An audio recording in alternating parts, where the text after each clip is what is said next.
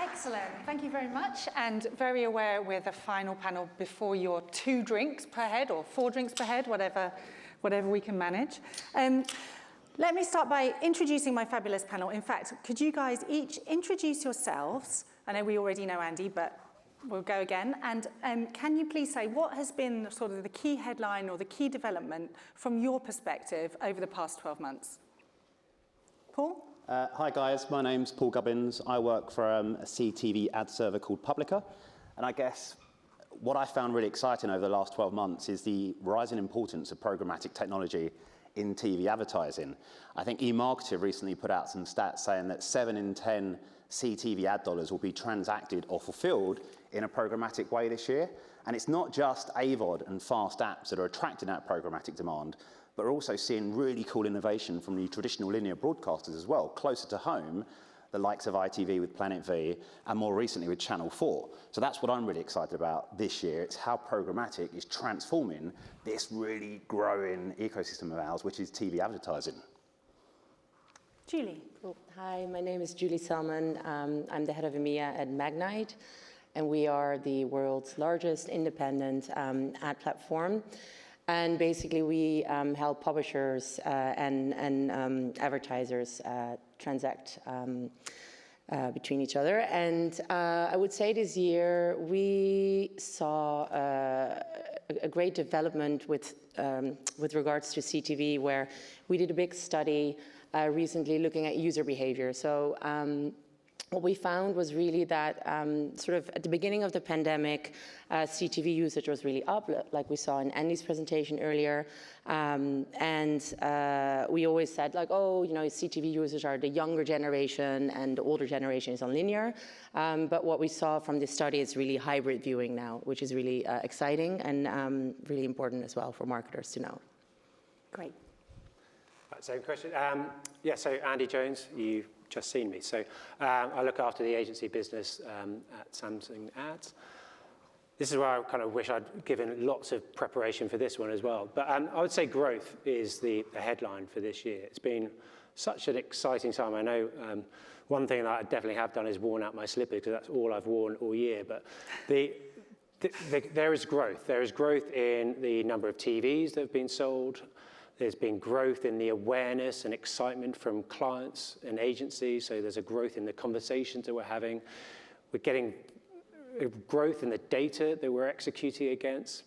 And I just think there's an exciting time to be in this space as the old meets the new. And everyone's trying to embrace it in the best possible way. So it's been a very good and exciting year. And this, I think the theme of growth is definitely sort of due to keep coming next year as well. Good evening, everyone. My name is Egrie. I'm Vice President Marketing and Business Development in Public Europe, that is international sales house of Mediaset Group. And I'm here representing the European Broadcaster Exchange as board member. EBX is a joint venture between 4 major broadcasters in Europe: Channel 4, TF1, ProSiebenSat.1, and Mediaset for Italy and Spain. And in terms of headline for us this year, I would mention the technology, because we managed to build a tech stack to give access to our premium inventory on a centralized way. So even if each broadcaster in market is not using the same technology, now for trading desk and clients, there is one single access point to buy our premium inventory. And this was a massive achievement. Excellent. So I'm hearing a lot about growth, changing transactional models. This is the panel about connected TV. So this panel focuses specifically on connected TV, but I feel that pretty much every panel has referenced connected TV during the course of today. So just to build on these ideas about growth and hybridity and changing business models. So let's start with the supply side. What sort of emerging trends have we seen on the supply side over the past 12 months? What's the emerging trends in connected TV sales? Start with you, Mara. Sure. Regarding the broadcaster side, I can mention the 4 major trends we see in any market. One major trend is about technology, and technology is try to improve the way linear and connected TV spaces are interact each other, and this means better control, and it's also have an easy way to buy connected TV also for small, medium clients. There is another pillar that is data. Of course, we are lucky because we have first-party data, but we want to give clients the opportunity to use their first-party data to match with ours and to do a bit more of cross-screen data targeting, so make the TV interact with the digital. Then there is, of course, measurement. Today has been mentioned a lot, and measurement for us is the total video topic and the fact of having an independent measurement, a trusted measurement for the market. And last pillar is creativity. So have formats, think for connected TV, the placement, first spotters, not the switching format, and all the research we can do on this space. Okay. And what about, from your perspective, Julie, emerging trends in the supply side? Yeah, so like I was saying before, we've seen a big change in user behavior and also from our publisher side. So our CTV publishers are growing really rapidly, and this is great because we can now sort of see the hybrid campaigns being booked as well. We have some great case studies where we have marketers really targeting the CTV space, but we can then measure the incremental reach. We use Audience Project, and we've seen some really great results. So we did a case study, for example, with Under Armour, and we saw that 100,000 viewers were actually completely incremental to their linear campaign. 30% were digital-only viewers, so things like that have been really exciting to see, and we're trying to apply this now to every campaign that we work with, and it's a great tool for our publishers, our CTV publishers, to prove kind of their worth in the space. Okay, so good perspective on these emerging trends, but also there's a lot to unpack in there in terms of data, technology, perspectives, incremental reach. What about you, Paul? What trends are you seeing on the supply side from a connected TV point of view? I think when it comes to data activation, we're seeing all types of television, be it addressable, linear, AVOD and fast, really looking at how they leverage their first-party data and third-party data to attract a new type of advertiser to television for the first time. So there's lots of talk in the industry at the moment about how we transition linear ad dollars to addressable TV, and that is a journey that we all know brands and marketeers are currently on at the moment. But I think the more pressing matter of discussion is how we enable different types of advertisers, direct-to-consumer, social, digital advertisers, to enter TV advertising for the very first time. And that data enablement that I was just discussing is enabling those types of advertisers to make that transition. So that's something that we're seeing. So you're seeing a new breed of advertiser, first to TV advertiser, you're able to reach more advertisers through connected TV specifically? No, we're seeing publishers, streaming publishers, so be it traditional linear broadcasters or AVOD and fast apps, capturing a new type of advertiser that they never historically had sight of because there wasn't the data and technology to onboard those ad spends into their environments. If that kind of makes sense. Yeah. So, and when you look at these trends, what's accelerating that, and then what's holding it back? Again, it's the increase of technology enabling a brand to take their CRM data, push that into a DMP or a data onboarding service, and then extend their reach into TV for the first time. Historically, it's been very difficult for brands to do that. Yes, there are targeting capabilities on linear broadcast, and that's worked extremely well, but we're now seeing the types of targeting capabilities that digital and social have only had being made available on the big screen television in the family living room. And that's happening for lots of brands for the very first time. And that's really exciting to those smaller DTC, digital and social guys that haven't been able to get their ads onto the big screen TV environment. And again, it's a technology and it's the data modeling capabilities that are enabling them to do that and do that at scale. So, Andy, turning to you, are you seeing something similar to that from an agency buyer perspective about new buyers coming into television? I think our challenge with the agency community is understanding where we fit. So we broadly talk about connected TV, but the work that we would do with an app partner is completely different than the work we would do with a car brand, for instance. Different formats, different executions, different data. So actually, a big part of what we've been trying to do this year is talk to the brands to get them really clear about the data that they could execute with us, but also the planners, because they don't really care what it's called. They want to follow the consumer in whatever sort of environment that consumer is in. So I find it's a little bit challenging, certainly with AV teams, to see if we are an AV solution, because if we're promoting that engagement ad, that's not AV. So let's not talk to those guys. Let's talk to them about the TV Plus environment, because that's the 30-second TV spot, as opposed to a digital display ad. So it's been on us, absolutely, to be relevant. So just because we're a recognized brand as Samsung, doesn't matter.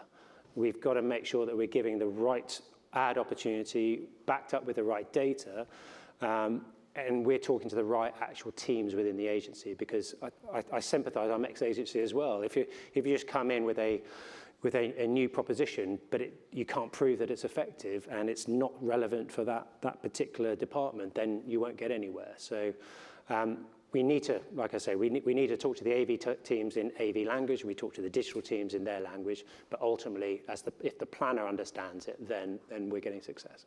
Is that something that resonates with you, Jeannie? Yeah, it does. I mean, we are an omnichannel platform, so we do display, out-of-home, audio, CTV, and anything in between. And so, I think the holy grail for a brand, depending on its size, is to kind of have a touch point across all these different points that we go through our day where we see ads. So, a billboard, when you're in your car, ads on your phone, the radio, podcasts, etc. So we try to obviously be everywhere. And I think one of the tricky things is, the agencies are not yet, and brands as well, set up for this sort of omni-channel approach, but it's getting there. And then things like measurement and how do you make sure that, frequency capping and things like that across the day, let's say, that you're going through and see these different ads. So I think it's a huge opportunity and we're getting there. And the great thing is that now with all these new technologies, TV is part of this strategy all of a sudden. It was always a bit siloed because it's a very different way of buying TV historically. And now having TV in the digital realm, you can do lots more things and become truly omnichannel, which is obviously what we at Magnite really like to see. But what our brand sort of partners are telling us, this is what we would like to do. And I think this will also spur on publishers and broadcasters to get on that train faster. So, yeah. Okay, so we're talking about being able to reach people at different times and different stages. What about in the purchase funnel? Do we look at a different role for connected TV compared with broadcast TV? Are we talking about incremental reach? Are we talking about trying to target people that have already seen? And how does that work? Well, I think, so for sure, like Paul was saying, there's definitely an opportunity now for different types of brands or different stages in your campaign where you're going for the more performance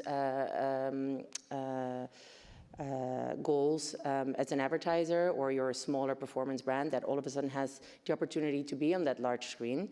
And then on top of that, I think, measurement obviously is very important.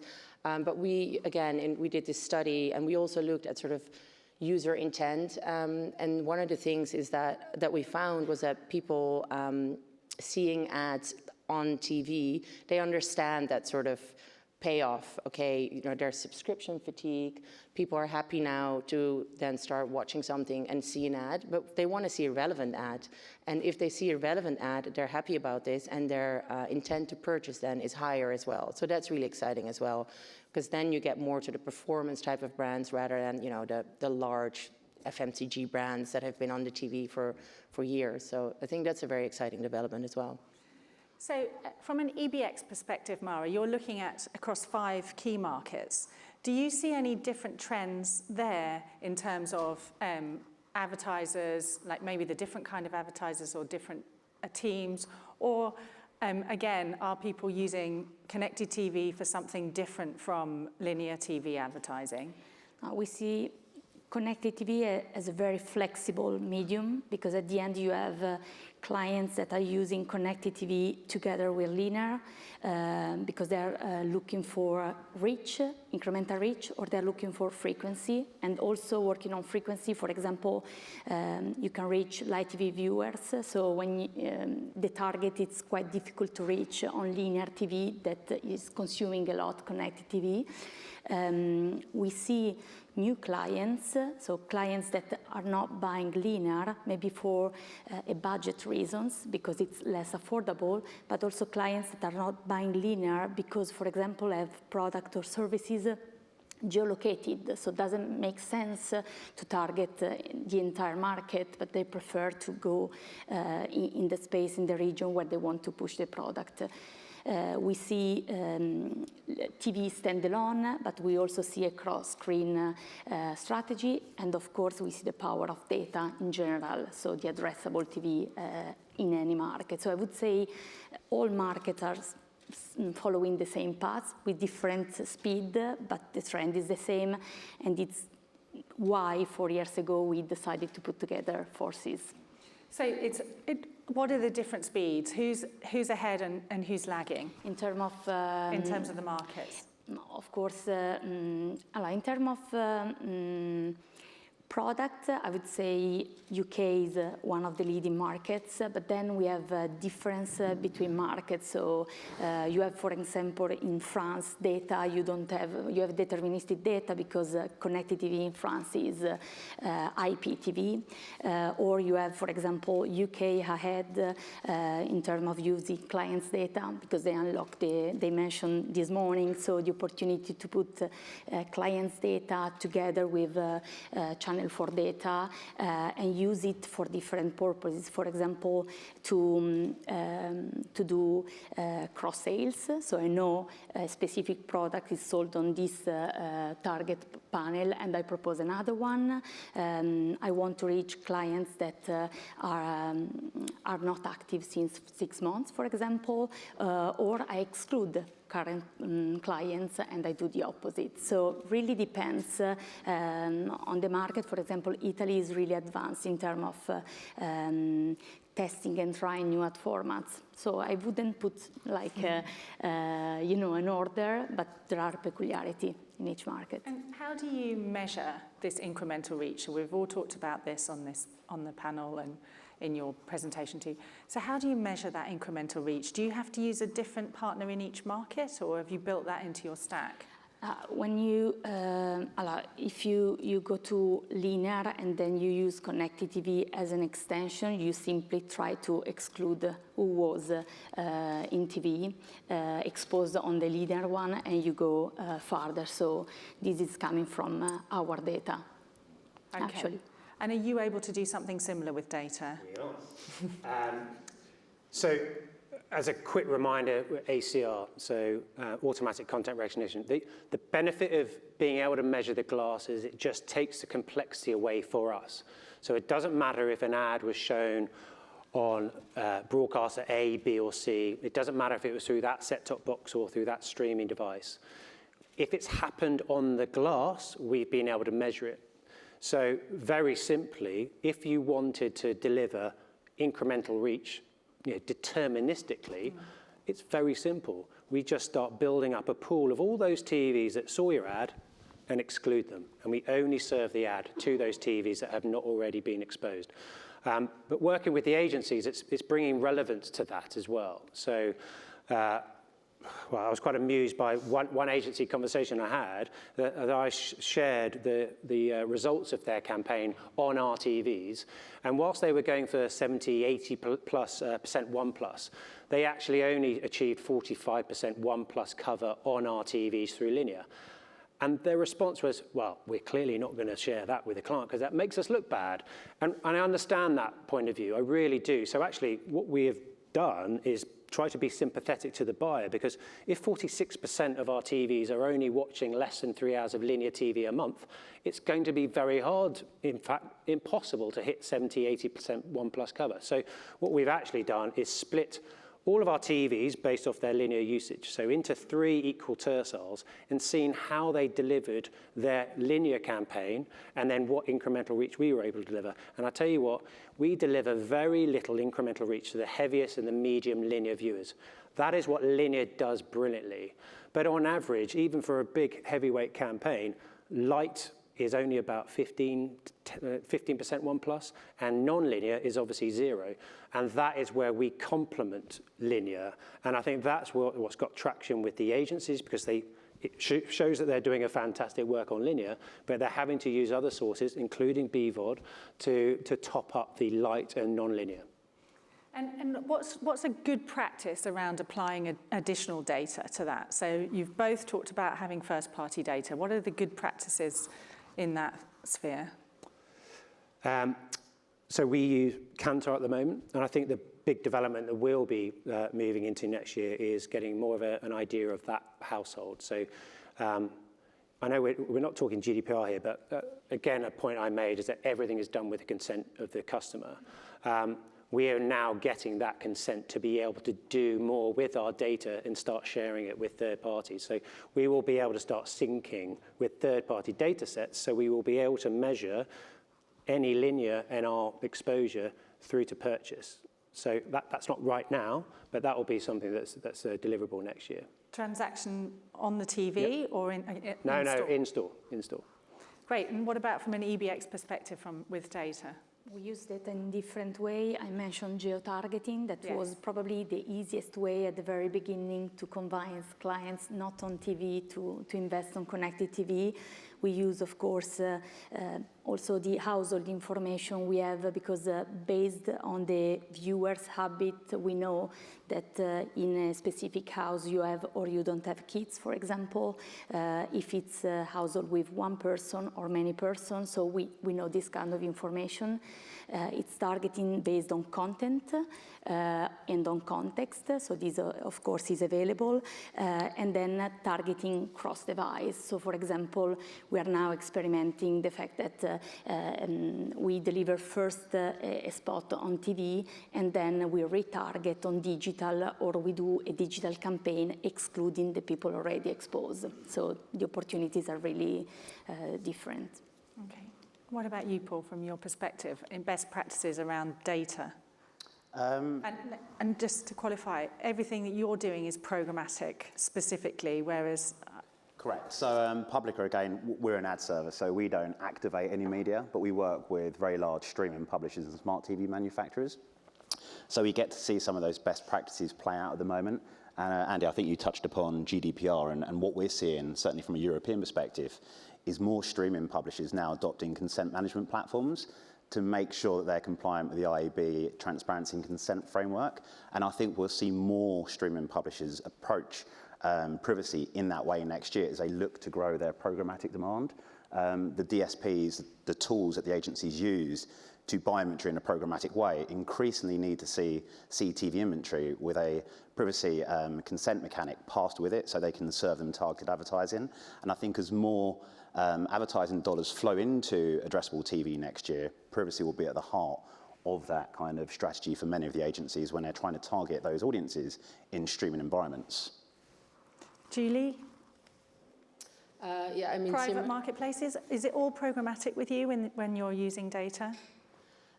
So we are programmatic only, yes, for sure, and very similar to Paul. And I think, we work with the large publishers on this, and we obviously have to be the technology that can enable it.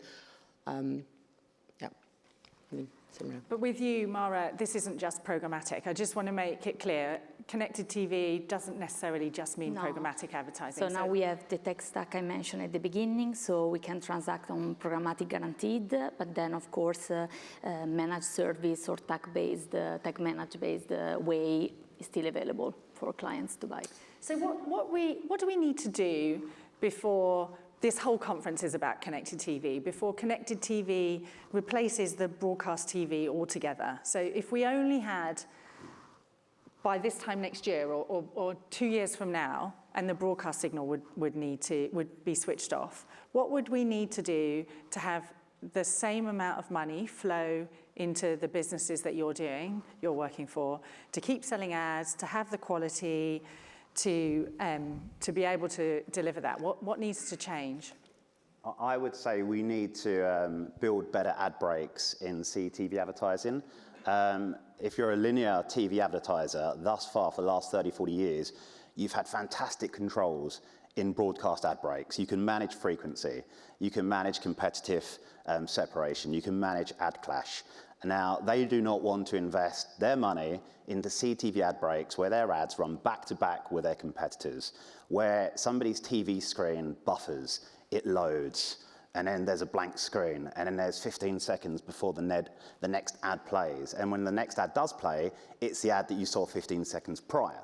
So to answer your question, Joanna, I think the infrastructure needs to be in place that empowers streaming publishers to create seamless ad breaks. So the content plays in a seamless way with the advertising. And that's happening as more streaming publishers adopt a practice called server-side ad insertion. The acronym in industry, of course, because we have to have one, is SSAI. But I think ad tech is going to be instrumental next year in creating those ad breaks and giving the publishers the controls to give advertisers the levers that they need to invest more money into addressable TV environments. But again, without the ad breaks, the ad dollars aren't going to follow. And at the moment, I think we all agree that some CTV ad breaks pretty much suck. And is that programmatic CTV ad break? No, so there is no real definition. So programmatic or managed service or direct sold, it's the publisher's choice. An ad break is an ad break. If they set it in a programmatic way, then there are controls. But if they set it on a managed basis, their ad ops team still traffic the campaigns. So they still have to be able to have the controls in their ad breaks to give advertisers the visibility around things like frequency. Frequency is a real pain point for many big brands at the moment. And it's one of the main reasons they're still not investing more into addressable CTV ad breaks, because they can't manage the basics of frequency. And how do you handle that? Julie or Andy? Well, similarly to Paul, we also actually own an ad server called SpringServe, so very similar pain points that we see. I would say, though, in the next 2 years, I think programmatic and automation is going to be really key. Again, we need to solve the tech for it, but that's going to be key. I think, again, I don't really like the distinction, sort of broadcaster versus, I don't know, fast. It's all TV. It's the user, they don't see the difference really. It's, the user wants choice, they want good content, and they want seamless experiences. So we need to be able to have the technology ready. And I think in terms of automation and just automating the seller and buyer interaction, that's already there in digital. That's pretty much 99%. The IO business doesn't really exist there anymore, and it's going in that direction. So I think from a tech perspective, that's where we're going, and that's where everyone sort of needs to get on board. So we're going there, right? So we've decided we're going there. So there's some things that we need to address. So let's just run through some of these things, and you can tell me if you think they're important or not. So how do we maximize the value of connected TV audiences? Is that about more programmatic auctions? From a publisher's perspective, yes. Header bidding, unified auctions. Adding more bidders. So at the moment, you may have a direct sales team, they go into an agency. If you open it up to programmatic demand, all of a sudden you can have 20 different SSPs competing for your inventory with all of the controls around pricing. You can still give your direct sales team priority access over inventory and data, but more competition creates higher density. Higher density leads to greater yields. So Is yes. that complicated? No. Obviously, you need to have an ad ops team. But if you're a broadcaster, look at ITV and Channel 4. They're investing a huge amount at the moment into programmatic infrastructure. The AVOD apps, the fast apps, they're all doing the same, because increasingly those services are selling their inventory via programmatic technologies. So the concept of unified auctions and header bidding are a fantastic way for publishers to increase their yields next year. Okay, so more programmatic, more auctions, header bidding. What about better measurement? What about being able to understand co-viewing? Is that more important or less important than more auctions? Higher or lower, people? It's all relative. It's all relative, okay. But it's important. Go on. It's definitely important. And measurement in general, again, my Omnichannel, it's important in terms of incremental reach, attribution. It's important between formats. We curate a lot of sort of publish your content and sell that to agencies. So how can you measure, I don't know, who's doing better than the competitor, et cetera. So measurement is extremely important. Co-viewing is very important, and I think under-researched still. But again, it's a bit relative towards... So work to do. It's not complicated to add more auctions. We need more... Yeah, it is complicated. It is complicated. Yes. And we need better measurement, also complicated. What about attribution? How do we measure the outcomes? You can measure store visits. Is that more important? Is that attribution more important or less important than better measurement on co-viewing? Higher or lower, Andy? It's been a long day, hasn't it? I think we shouldn't lose sight of the fact that it's all about content. So the viewers want great content at their convenience, a point that I made before. But I was brilliant listening to the advertisers. They want safe environments and proof of effectiveness. And I think attribution is absolutely going to be key to that. They want holistic measurement. They want consistent third-party verification. I think that's what's coming. A lot of that was a bit over my head, and I think it's just time of the day. But I think let's not lose sight of the fact that if it's not a good experience for the viewer, they're not going to engage.